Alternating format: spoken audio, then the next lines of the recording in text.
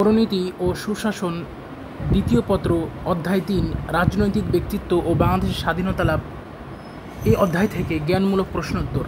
ফরায়েজি আন্দোলন কাকে বলে? পবিত্র কোরআনে পবিত্র ৫টি ফরজ বিষয়ের কোনো প্রকারের কুসংস্কার ও বিকৃতির প্রয়োগ না করে কোরআনের নির্দেশ পালন করার জন্য হাজী শরীয়তুল্লাহ যে আন্দোলন করেছিলেন তা ফরায়েজি আন্দোলন নামে পরিচিত।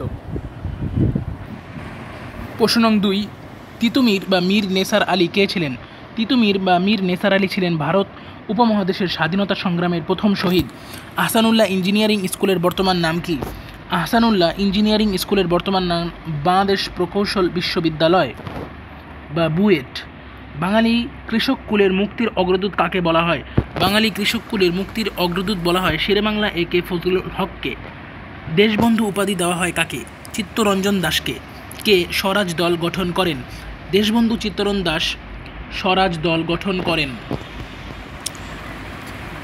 প্রশ্ন নং ৭, স্বরাজ দল কি?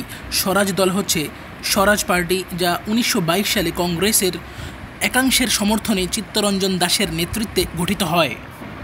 প্রশ্ন নং ৮, গণতন্ত্রের মানসপুত্র বলা হয় কাকে? গণতন্ত্রের মানসপুত্র বলা হয় হোসেন শহীদ সোহরাওয়ার্দীকে। মজলুম জননেতা কে ছিলেন? মজলুম জননেতা ছিলেন মাওলানা আব্দুল হামিদ খান ভাসানী। ৬ দফা কে পেশ করেন? বঙ্গবন্ধু শেখ মুজিবুর রহমান ৬ দফা পেশ করেন। প্রশ্ন নং ১১, বঙ্গবন্ধু শেখ মুজিবুর রহমান কত সালের কত তারিখে স্বদেশ প্রত্যাবর্তন করেন? উত্তর ১৯৭২ সালের ১০ই জানুয়ারি। বেঙ্গল প্যাক্টের উদ্যোক্তা কে ছিলেন? বেঙ্গল প্যাক্টের উদ্যোক্তা ছিলেন দেশবন্ধু চিত্তরঞ্জন দাস। কোন কর্মসূচিকে বাঙালির মুক্তির সনদ বলা হয়?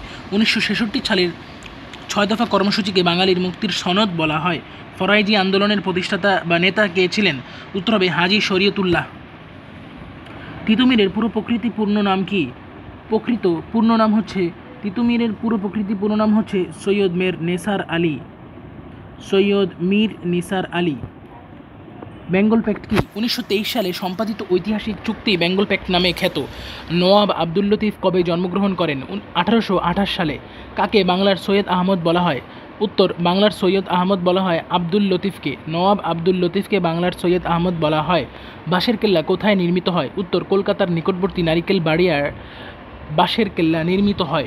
বাঁশের কেল্লা কে নির্মাণ করেন? তিতুমির নির্মাণ করেন।